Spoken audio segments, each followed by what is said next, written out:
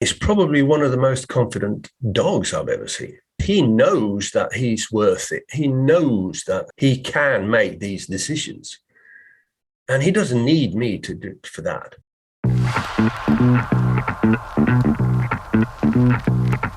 You're listening to the That Dog podcast, the show that brings you life lessons from dogs, shared by the people who love them most. I'm your host, Harriet Alexander, here to discover another That Dog story.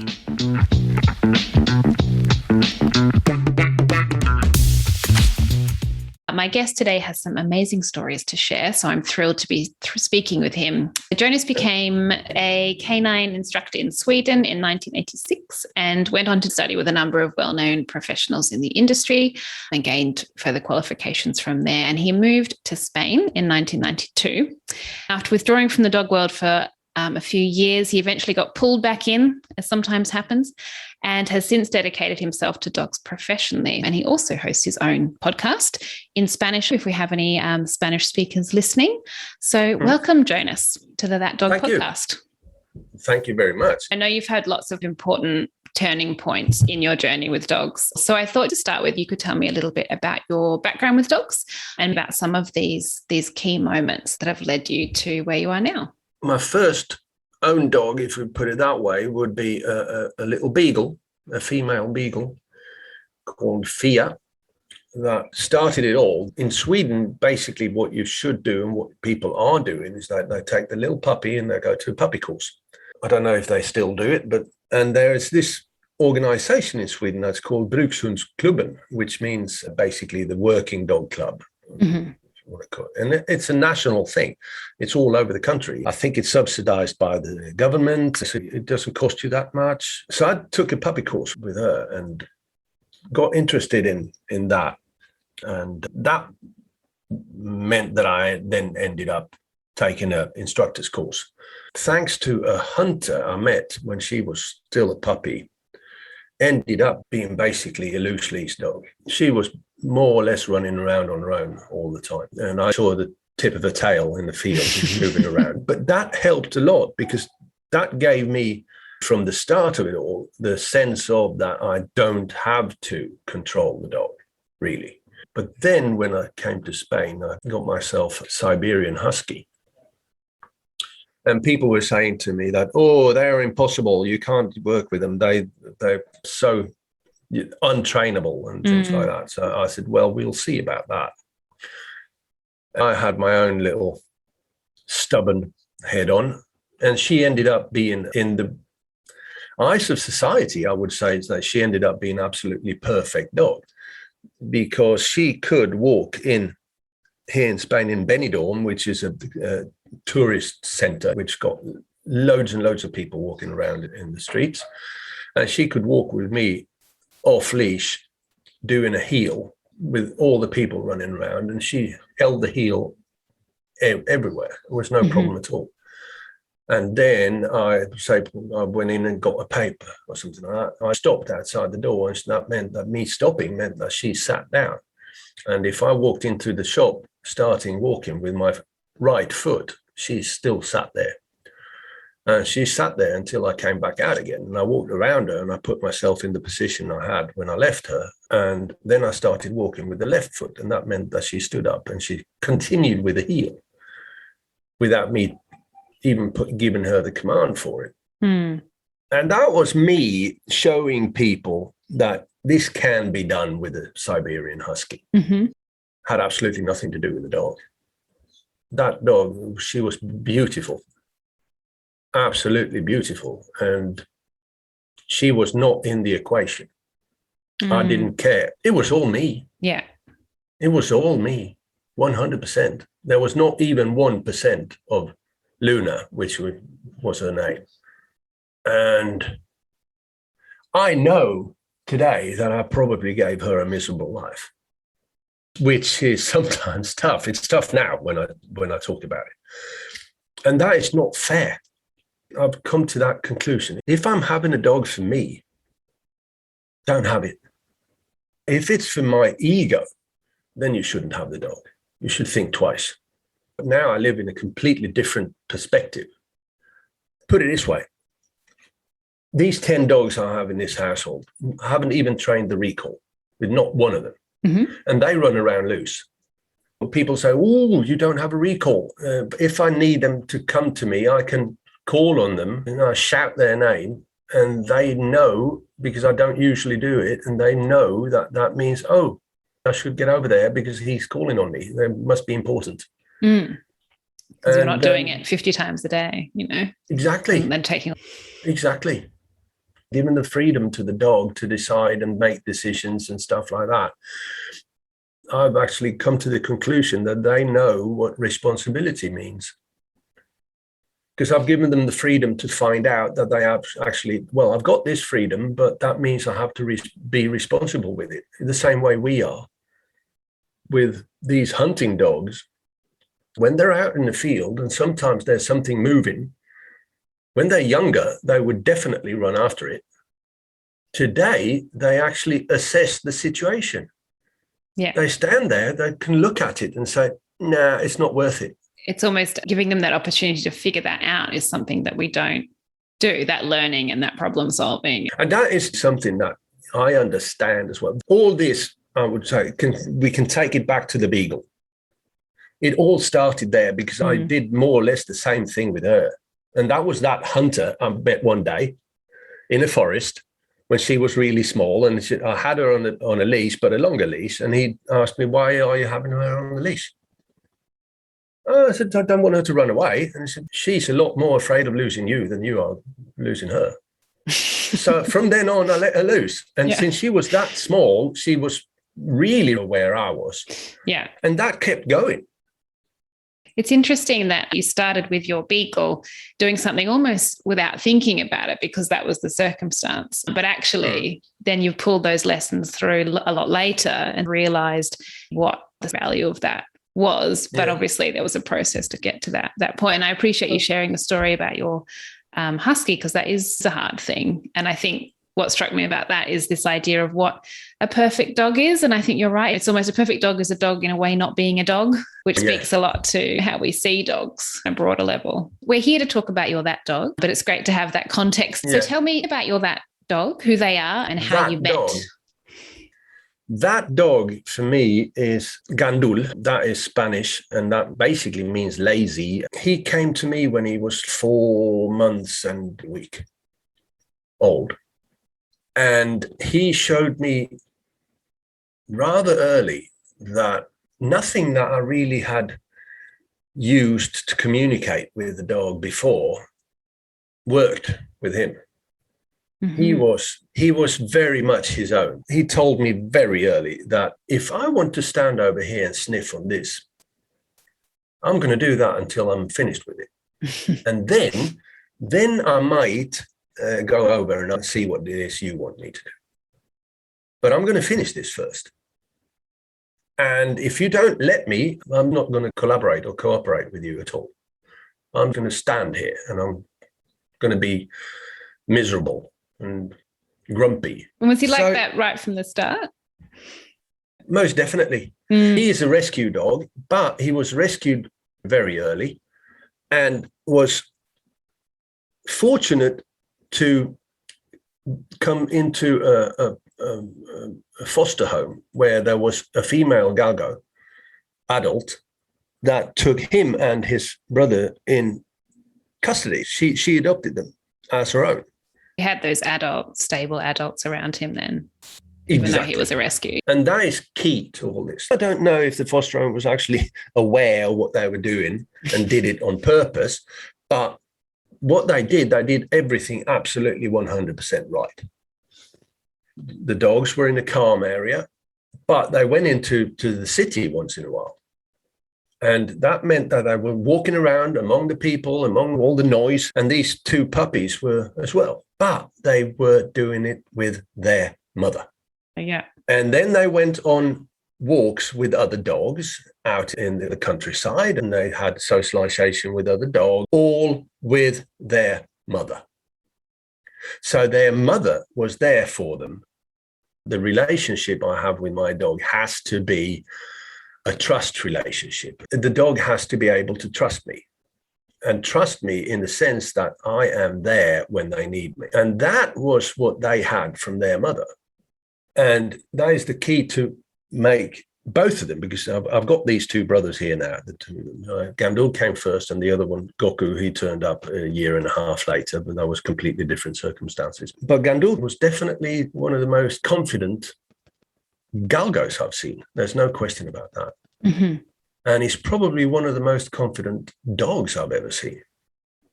I'm talking self-confidence. He knows that he's worth it. He knows that he can make these decisions. And he doesn't need me to do for that. Yeah, I don't need you to tell me what to do. I know perfectly well what to do. Obviously, I wasn't going to start like punishing him for not doing what I was. That was not in my toolbox. But I was with the sausageology, if you want to call it that, with the sausages. And then I tried with play, see if we can play. If I do this and that, I can get some attention from him. He looked at me like, get out of my face. What are you trying to get out of this? What is it? Stop. And I couldn't get his attention. I had to sit down and look at him.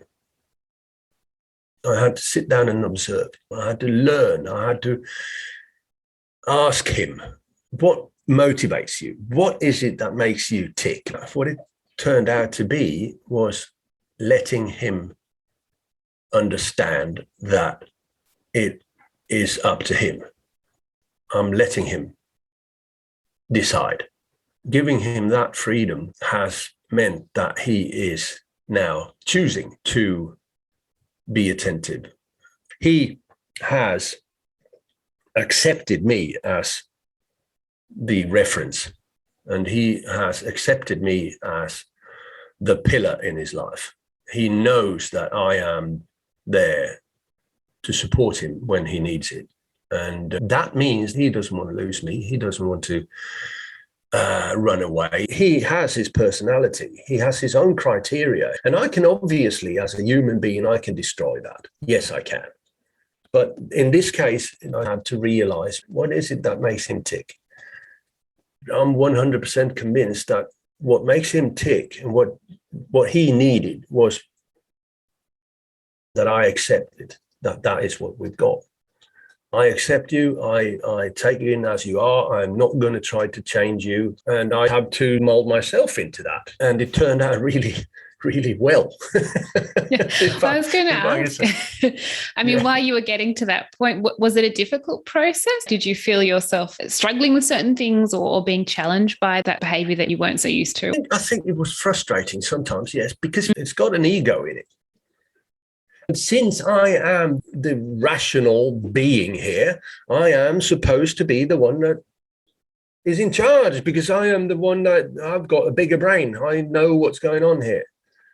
But observing this dog in particular, he was so completely different. I could tell that it wasn't that he didn't want to be with me. I think we came to terms very quickly. He told me, no, hang on a minute, because we are out here and I live in your house now. That doesn't mean I'm going to do everything you want me to do. And he made that clear to me. I didn't want to change that. I wanted him to be the way he was, but I needed to find out, if I let him be like this, what do I have to do to make this relationship work? Instead of training him, I trained myself.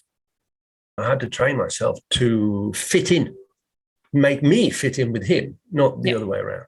Which is very hard for humans to do, I think. We're not good at it. That's what I mean. Sometimes it was very, very frustrating. Yeah, I'm sure. And what was that process? Are there any key aha moments or things that you found were really helpful? Patience and a steel hand, because sometimes you'd have to bite your hand. When the dog does something, if you're out in the field and he's running away and he disappears over the horizon, you have to bite your hand for not calling him back. You have to be able to wait, because that is something as well that I tell people many times, and that when they say to me, so I can't let my dog loose because he'll escape. And I said, hang on a minute, think about what you said. What did you say? Well, he's going to escape. And I said, okay, what does escape mean? Well, he's going to run away far. And no, escape doesn't mean that. Escape means escaping from the prison. And if that is what you think that he's going to do, then we're going to have to sit down and go into what relationship are you having with your dog? So we start again. Why can't you let your dog off leash? Oh, he's going to run away. Okay. How far? For how long? It could be for too far away and it could be for too long. We've got dogs that run off and they're not coming back until like 3-4 hours later. We have to assess this and have that session a couple of times and let the dog run away. Put a GPS signal on it so we know where he is and so we can be sure. And obviously taking him out to a place where he doesn't end up in a motorway or something. Of course, these places do exist. Now, we can minimize that down to an acceptable number. But the essence of it is that, no, the dog doesn't want to run away from me. What I've quite clearly seen with my dogs is that they don't that much anymore. Obviously, when they are teenagers or adolescents, that means they're pushing the borders. They want to find out, and they need to as well. I mean, they need it's to. It's part of development, isn't it? Exactly. They need to get to that limit on how far they dare. And that limit is getting closer and closer and closer every day. I've got something that I call it the silent recall. Say I'm out walking with my dogs and they've been away for like a couple of minutes and I don't know exactly where they are. Yes, I sometimes need to have that control. I'm not trying to say that I don't, because I do. And sometimes I feel a little bit uncomfortable with the situation and I need to have them back with me. What I do is I stop in my tracks and I completely silent and they come back. They want to find out, where did he go? What happened there? What's he doing? It is me controlling them. Yes, it is. But I'm letting them think that it's their own decision to find out where I am. It's that space to think, which we often don't give dogs. Exactly. We want very quick, automatic responses that we've conditioned. Exactly. And I had a video that I went out with them, I let them off and they ran away and I was filming and then I stopped to look at the view because I'm up in the mountains. So I stopped, turned around, filmed the view for 10 seconds.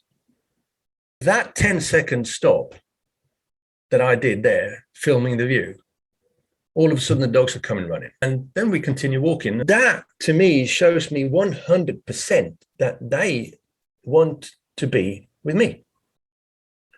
And that comes from what I had to do with Gandul. It all comes down to that training myself instead of training him. I became something that he can use, if you want to put it that way. Mm-hmm. I haven't said it that way before. There you go. Yeah. This is something I try to tell people as well. In the beginning, are struggling because it is a personal process that you have to go through. You have to work with it. But then I've got people coming back after a year or something like that. Oh, Jonas, I've got a completely different relationship with my dog. This is absolutely awesome. And that's comforting when you get that message back. Definitely. But there's another thing in this with Gandul. He could lie on the couch. All right. Yes, I let them be on the couch. Okay. That out the door. That's it. Done. So he's lying on the couch. And this was early as well when he was little. And I came over to him.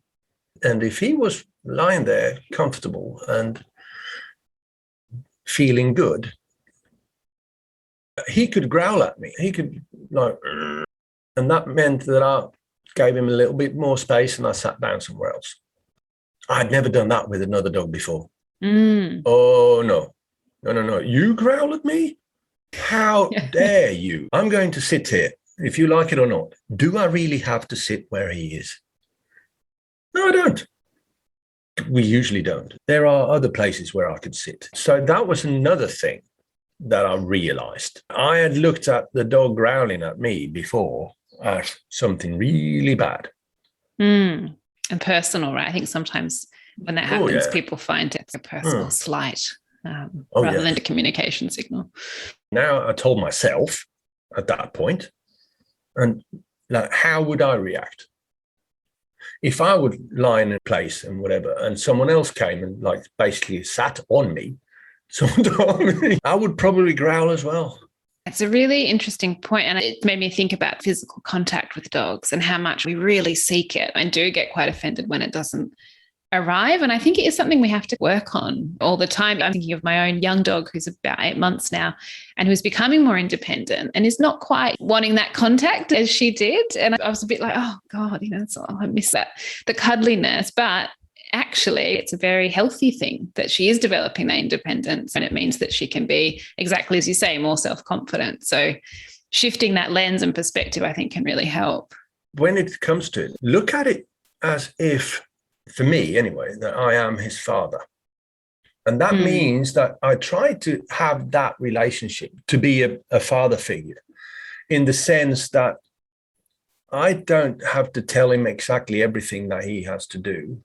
But there are obviously some rules in the household. And he knows as well that if I ask him something, he should do it in the household.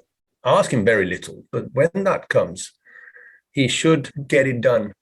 I want my dog to learn on his own, find out how far can you go. What happens if I don't do what Jonas asked me to do? How far can I push him, so to speak, before he blows his top? We can't fool the dog. We really can't. We try to. We see on television programs. So I'm going in and see this dog, so I stand outside the door and I take a deep breath and I go, and now I'm calm. I can walk in there. It doesn't work that way. Because we've got all these stress hormones and we got all these adrenaline and we got cortisol and we got glucocorticoids running around in our system. We've got millions of pores in our skin and we are a big, huge smell point. And the dog, they can pick up the scent from basically anything. So if I try to fool the dog and try to tell the dog that I am in an emotional state that I'm not, it doesn't work. No. It really does not work. Dogs are not stupid. And one thing they loathe is being treated as if they were. He does understand how you feel. He gets your emotional state 100%. And that is something we have to keep in mind. And if I can use that to tell my dog, I can talk to my dog, tell him how you feel. He knows already. Yeah. But if you tell him before you do, I think sometimes. Yes. Yeah. It's like Google. The dog knows you're upset before you do. I can't fool my dogs 100%. And if I'm honest with my dog, I'm convinced that builds a certain bond to the relationship that you can't get with a piece of sausage. I did think that's the way to do it. I did. But now I'm 100% convinced that it's got absolutely nothing to do with it. It's the relationship you've got with the dog and the way that you build that relationship. Be your dog's best friend. We take it in the wrong sense. We think that being the best friend is being the one that you go out and have a beer with, having a laugh with.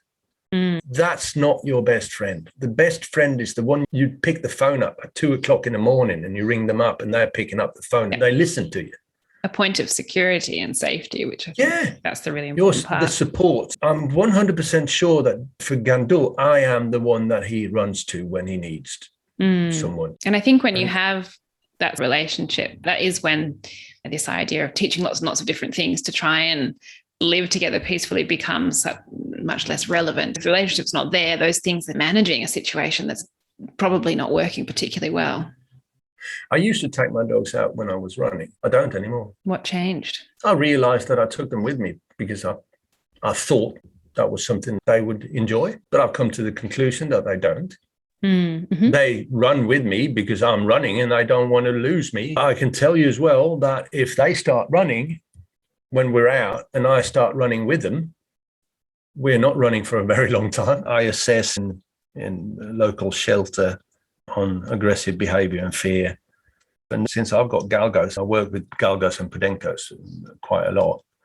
And then obviously with the dangerous dog breeds, the bitey ones. Now we've got quite a lot of Belgian Malinois coming in. That could be a problem. If you're doing it wrong, it can go really wrong. We've had that problem with the border collies. That became very popular as well. And then we've got stressed out border collies running around chasing bicycles and stuff. And the border collie, that could be a nuisance. But the problem with the Malinois is that becomes really dangerous. Because people come to me and they said, I would like to adopt a Galgo because I'm out and I'm running and I do a lot of like hiking. And I said, well, in that case, don't get a Galgo because that's a sight hound. And that means that you've got a dog that is extremely cautious about using up the energy. They don't move at all if they don't have to. And that means that, and we talk about the fastest dog in the world together with the English Greyhound. We talk about a dog that gets up to touching. They can touch 70 kilometers an hour when they run because they want to, or they run because they think they have to. There's a difference in that. I can say that I've seen Gandul run twice, predatory, when you can tell now he runs because he thinks he has to. And that means using it all, 100% of his capacity. And that means that in less than 6 seconds, he's 100 meters away. Usain Bolt would be outrun easily. In that moment, I could scream my head off and it wouldn't make no difference whatsoever. He's not there. He's boom, 100% on that. And when you see them do that, you go, wow. It is amazing. There's one thing you need to know about sight hounds as well. And the process of running when they're doing the gallop, the Galgo and the Greyhound, or the Whippet or the Italian Greyhound, they are basically flying. They hardly touch the ground at all. There's something really special about this. They are elevated twice in the running process. And the sight hound is the only dog breed that does that. Because they push with the front legs. So when they stretch out and they fly stretched out, then they crouch back in. And what happens is that the front legs hit the floor and the hind legs go on top of the front legs on the outside. And they push with the front legs. And then they fly again until the back legs hit the ground, and then they stretch out again until the back hind legs push away again, and they fly stretched out. No other dog does that. And it's amazing to see, isn't it? When they really run, you don't even see the legs. No. And I think people can be quite shocked, particularly if they get a greyhound, for example, because they are quite lazy dogs or have that gentle nature. Suddenly it can be quite a shock when you see this dog actually take off and do what it was bred to do. It explodes. We talk about different kinds of dogs, and you've got these training dogs, if you want to call it that, the dopamine dogs, border collies, Malinois, and all these guys highly, highly, highly driven to collaborate, and they've got an impulse to collaborate. That's huge. They are the Ferrari and the Lamborghini in the dog training world. The sight hounds are rockets in the sense they are there until you light it up. And once you've lit it up, you have no control over it. With a Ferrari, you press the accelerator and you can get something happening and it goes like that, but you can let go and it slows down and you can brake and you can turn and you've got a steering wheel. With a rocket, before you lit it up, nothing happens. It's there and you can carry it around and it will be with you. Okay, fine. And then you lit it up and it boom. And it will go where it wants to go. It goes how it wants to go. It goes as fast as it possibly can because there's nothing else but full speed. And it will until the fuel runs out. And there's nothing really you can do about that. No, I think you have to have a level of acceptance when you live with a sight hound. You're going to have a dog that could be 100 meters away from you and think and feel that he's with you. He's walking with you. So if you can't handle that, you shouldn't have a sight hound. They are very lazy in the sense that I said before, they don't use their energy if they don't have to, because they are the same thing as the cheetah on the savannah. They're lying down all day and all of a sudden they are looking around and they find that prey and they start running a little bit and then all of a sudden, boom. And they have to have the energy for that moment. They're definitely not going to use it up going out having a run with you. They don't want to. It's not in their ethogram. It's not natural for them. When you're out walking with a sight hound or a greyhound or a galgo, they are very slow. I mean, they hardly move at all. And that can also be frustrating sometimes because we've got the idea, we're going to go for a walk with a dog. And they don't really want to. Yeah, exactly. They don't really want to. Not on the leash with a 10-dog household. I can tell you that I am basically with 4 of them, the 4 big ones. And then my wife and the children are with the smaller ones. I take the 4 of them out for walks. I've said to other caretakers that's got multi-dog household, try to make a walk once in a while with one of them. Have a one-on-one. Now it's you and me. It's like when you take one kid to the pictures or something, right? We have our moment. I think that's important as well. And then I use a 10-meter leash when I'm out with one of them. And that means that the walk can be a bit different. Okay? But when I'm walking the 4 of them, it's a bit more restricted. The 2 galgos are really slow. I think it's great that you brought up the one-to-one walk because they do love it. I think when you live in a multi-dog household, I know with my guys and clients I've had too, they love it. It is that special time and you can see what they get from it. If you get the eye contact, you can see that they look at you in a different way. That's a good tip for people who do have a couple of dogs if that's something they don't do at the moment. At least once a week, one-on-one. It's you and me, mate. Exactly. But a special time. I mean, you've covered so many points. The story that you tell, I think, is really great in terms of seeking control or talking a lot about ego and then actually having to let that go and the different things that Gandul has taught you. I'd love to know if there's one really major lesson that we haven't touched on or that you feel is really important for people to think about that they can learn from your journey with him. Well, I took a seminar a short while ago with an Italian guy. His name is Michele Minuno. He's written a book about predatory behavior and communication. Strongly recommend, not for you as a dog caretaker in your home, but for people in our business. I think really that is a really, really good read. I'll put a link in the notes for people. Yeah, and then I always try to recommend Rosie Lowry's book, Silent Communication. That's what I recommend clients to start with. That's a good starting point. But to wrap it up, put your dog first. Love it. That's done. Let's say I'm going to go out and have a cup of coffee sitting on a terrace. I could probably bring Gandul. On a scale of 1 to 10, he would probably okay up to a 6 or something like that. To go with me, he could probably do that. Then I've got Pocho. He would be a 2.